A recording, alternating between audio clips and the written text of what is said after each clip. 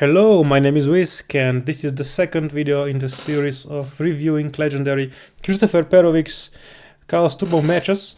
And in the first match he faced off against Control, and now in the second match he's facing off against this dude who I think he's playing Chaos Turbo, because I played him once and he played and sacked me with Chaos Turbo, so maybe the same thing will happen here. But anyway, our boy Christopher is playing Chaos Turbo, and we're just going to see what happens. So the first hand, oh, this is the standard Decoichi versus Spy argument for setting. And currently I am of the opinion that set Spy is better for a number of reasons. But the most obvious reasons for setting Spy first are: if you are playing unknown opponent and you don't have any Sakuretsus and stuff like that, then Spy is better, just in case opponent has Blade Knight or is trying to OTK you with Reasoning Gate. It's worse against Burn, okay. And the second reason, if you play Chaos Turbo Mirror, if opponent has his own Spy in hand and Nobleman, then he will Nobleman your Spy, and then he will be stuck with his own stupid Spy in hand, which will never be able to summon his brothers from the deck. Now the argument for Decoichi is, well, if you don't worry about the things I just listed and the Decoichi survives, then arguably attack position Decoichi floater is the best thing that can happen. And then just set Jar of Greed probably.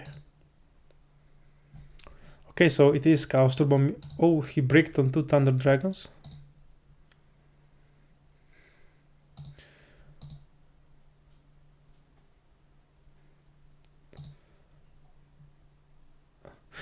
Well, one reason also why setting Decoichi first is better is if he knocks it and then he sets a monster and then we are left with Spy. And while being behind on summon, Spy is better than Decoichi. So this is the reason why setting Decoichi first. And this reason has stronger weight, more validity, if we don't have any outs to opposing sets, which actually Christopher's hand does not currently have. So that's why he maybe that's why he set Decoichi first. But we have one draw from Jar. I think I would have drawn here with Jar, because there are many things probably in this deck that can be top decked, like Dashut, Trinity Pieces, Duo.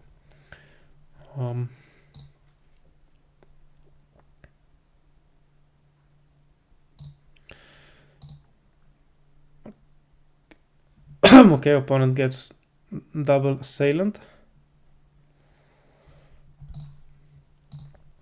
and Pot and sets one, and Dashut's probably going for Serpent. And so now the question is, will we put both Spies in attack mode? That's the first question. Then the second question is, after we Jar, will we activate Charity? I think we will be forced to activate Charity, because if we don't find the out for the possible set Magician of Fate, this can go very south for us. Now regarding the Spy positions, we have something to set behind. We have Torrential, so I think possibly we can risk this Mirror Force. So both Spies in attack mode. Or, since we are behind, I don't know, man. Maybe because we are behind, there is no reason to try to put pressure. There is too many cards in the game, so might as well just go Spy in defense mode. But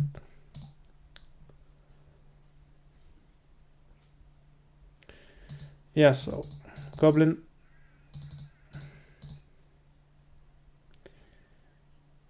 And kinda have to Charity here, right?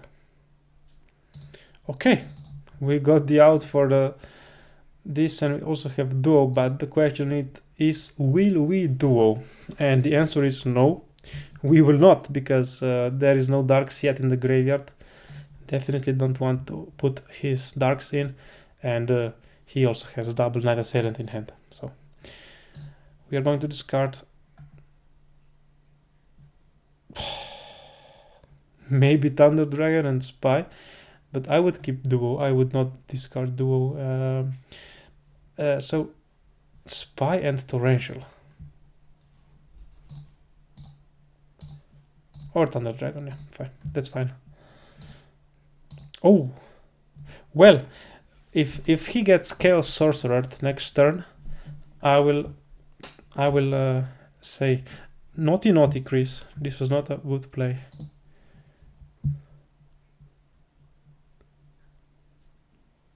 Okay, so Dark has gone to the graveyard.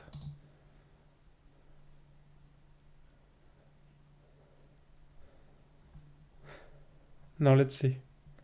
Naughty Kris, this was not a good play. I told you. What did you do, bro? I'm just kidding.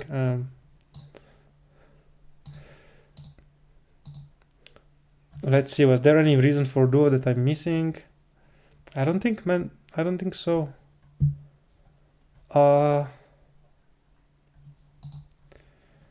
Because if we didn't Duo, well, if we didn't Duo, he would just kill us with Tribe regardless, but there is one Tribe and there are 3 Chaos monsters. So in situations like those, you don't consider the 1-off against the 3-off. So he would definitely summon Tribe, discard 1 a Knight Assailant, and then discard another Knight Assailant, get the first one back, and then he would still be able to summon even BLS to clear our set. So arguably in this case, because he has Tribe, it would be even worse. So it was good that we hit the Tribe, but first of all, it's unlikely that he has Tribe, and secondly, even if he has Tribe, it is unlikely that we hit it. So, and this BLS just goes suicidal. Okay, so we are actually winning now suddenly. I mean, fine, great, we are now winning.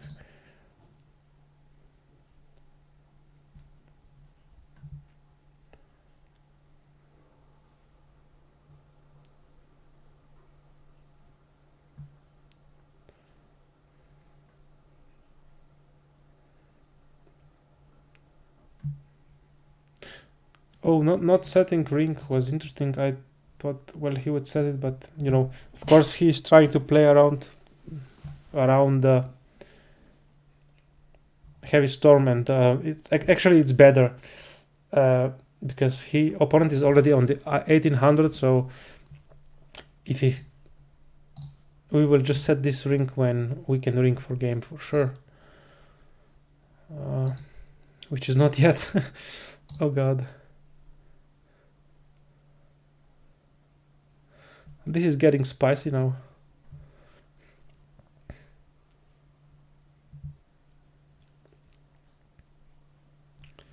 Oh, getting punished for the Thunder Dragon earlier.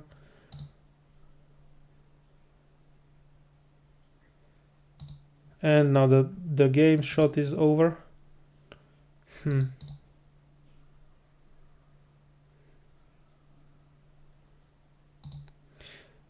This is the time when you have to ask it, do we ring now?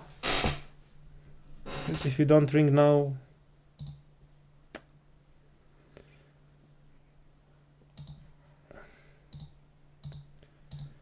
Just a very unfortunate series of draws, nothing substantial, nothing that can help us turn the game around. And we keep having nothing. And he does not go for damage. And now about playing around dash shoot. There is only one left. I think we have to. Or we can go for a heavy jar as well. So those are the options. Go for heavy jar or set Tsuku and then jar.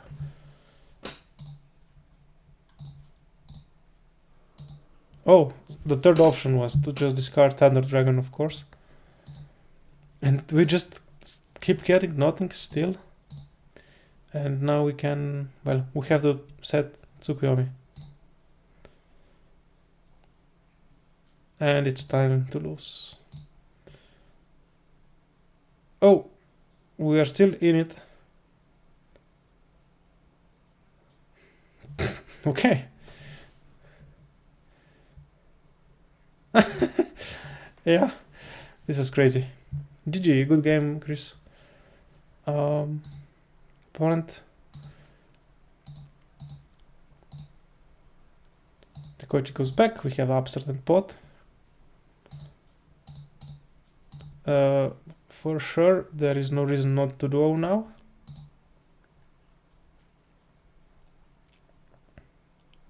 So, okay, this is interesting. So, discarded spy.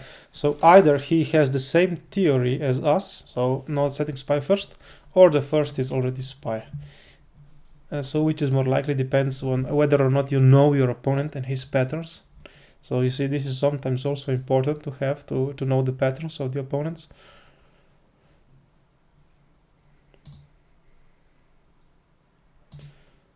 So, yeah, he didn't. He gave us some info, but not by not giving info. But as we can see, this is actually spy. But in the game, it probably looks more like a serpent or a Sangan. So I probably Christopher is right now thinking that the first is serpent or Sangan, and the second one can be anything basically, except Night Assailant. So yeah, he attacked first one first, second one set Moth. Set Moth because the spy checked for set removals and there were none. So it's good to assume that opponent does not have mind control or knock. Indeed he does not, and we don't have to play around Dashwood.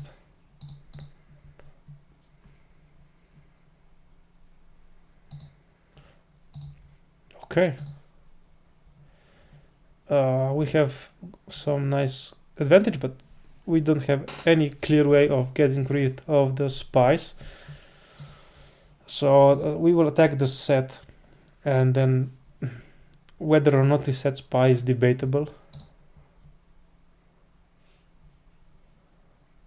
Yes, we can set spy.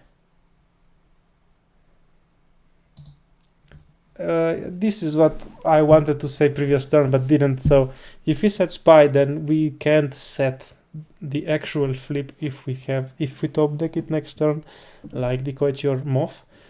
But now since we have set the spy, we can't really commit 5 monsters. This is just wrong. So no committing 5 monsters. We top decked both flips. Okay, that's really nasty punishment from the universe. Okay, and now we just committed the 5th flip and we said, fuck it. If we are really so badly locked, then we will just Regeki break our own monster. Oh.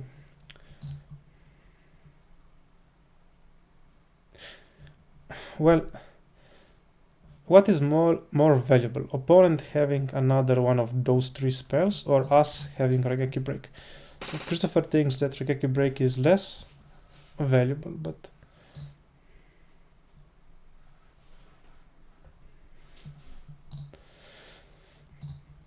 we also put the light in the graveyard.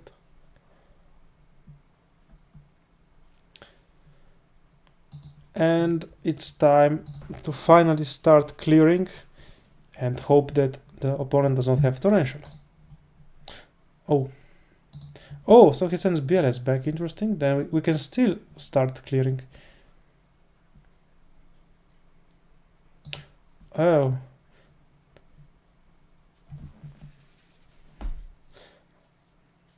We did not start clearing. 1, 2, 3, 4, 5, 6, 7. Well, Well, the game is going to get complicated from now on, since we decided to not clear. Now let's see what happens. He sets, attack, ring.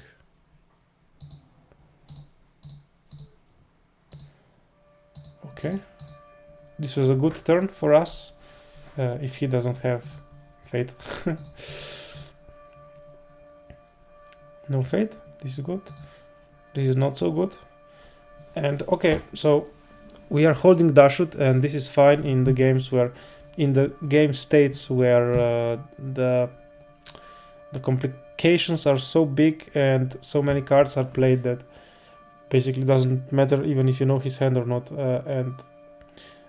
and the game is kinda in a stalemate. So in those kind of situations, dash shooting is not very advisable compared to the game states where you can dash shoot and actually have some advantage from this, and have some more direct way to exploit the information, for example with pressure, which we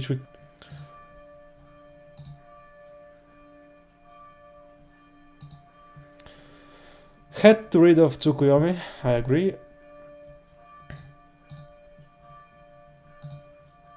But if we haven't decided to clear the spice earlier, I don't think there is much going on here to make us change our mind. So we can get rid of the Night Assailant and not and leave the spice alone. Okay, now show hands. Okay, so he has just TD, Night Assailant, Snatch, Duo.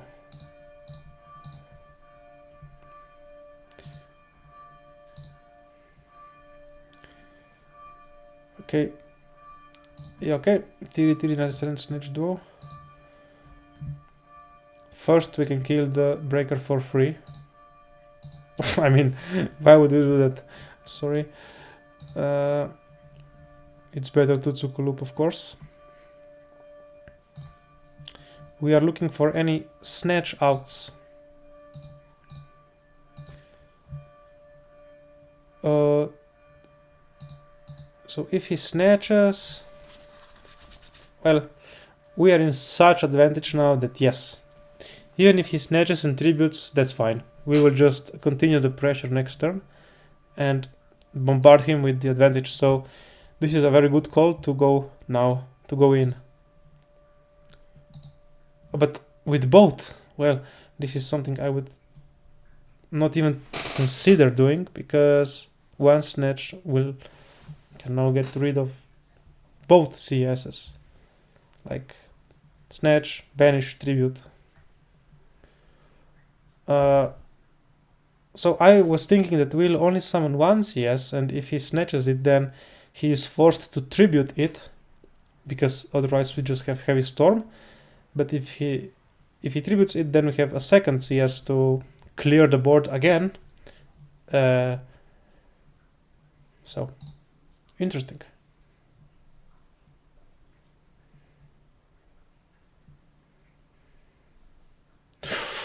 Ouch.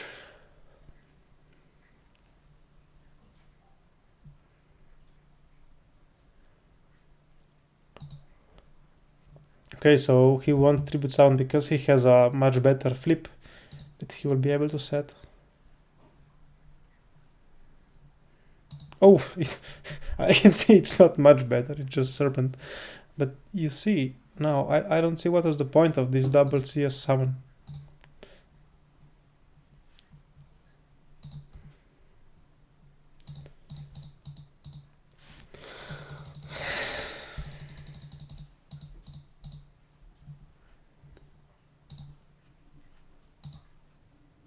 This was fine. Oh. Well. Would there be any difference if we didn't summon double CS? In this game particularly, no. That's because he had Charity and Charity into BLS and CS. But I think just in general, I don't like the double CS summon. Excuse me while I take a very quiet sip of water.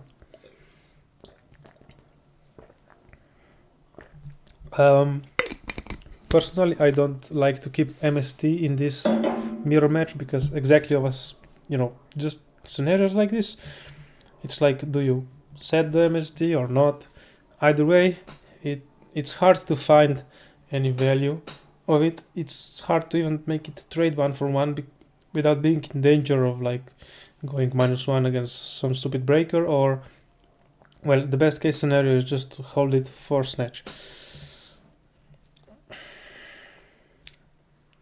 So let's hope we don't get breakered on the MST. We don't.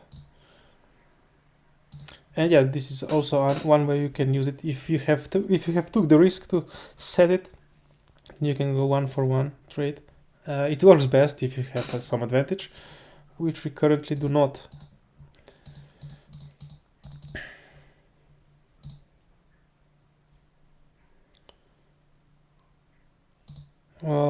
So to set or to attack. Is 1200 really worth it? Because we can just set it and make our opponent at least a little bit nervous. So maybe he will use the second knock, probably won't use mind control, but maybe will. But it's 1200, so who knows? I think Christopher likes to attack, yes.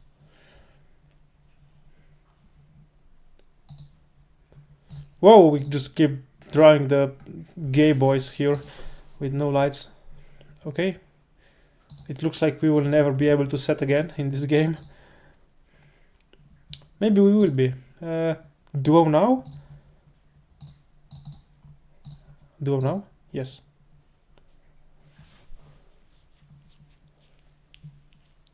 Knight Assailant. Very unfortunate. So he is keeping Knight Assailant in hand. Could it be that his back row is Regeki Break? Maybe.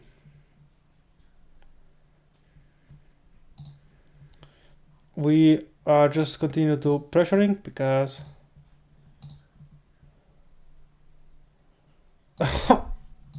well, this is good. I mean, knocks, and we don't have any flips now in the game yet. Oh, he drops the chaos. Man. Well, like, we don't have any choice. We have to breaker and Regeki break and attack. It was Regeki break, but was not activated because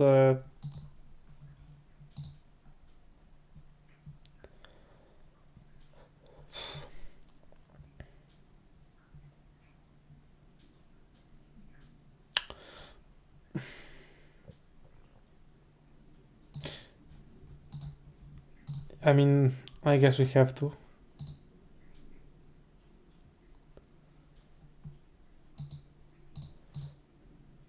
Okay, I mean, literally one of the worst cards to draw.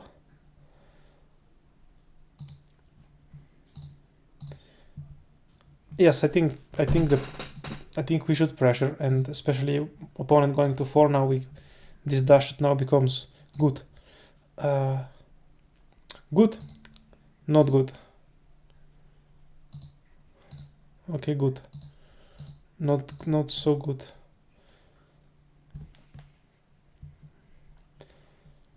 Double TD, chaos drop for. Do we still have no lights? What is this? Aha! But we only search for 1, of course, right? Because of dash shoot. But yes, definitely. I wanted to say maybe we can set Fate first, then summon, then search for 2, but that would lose to torrential. So just the safer way to go about it is to first summon chaos. Looks like no torrential, and then attack. Ha! Of course. We have won. Alright. A very interesting game. If you haven't watched the first game, please do. The first game was also extremely interesting. And well, from this game what has stayed in my memory the most is the double CS summon, which, like I said, did not even end up mattering, but it's something I really didn't understand. So as before, Christopher, I know you're watching this video, please leave us a comment and explain the thought process behind your choices. We are all very interested to understand why you did the moves, and let's have a discussion. So thanks for watching, and until next time, see you.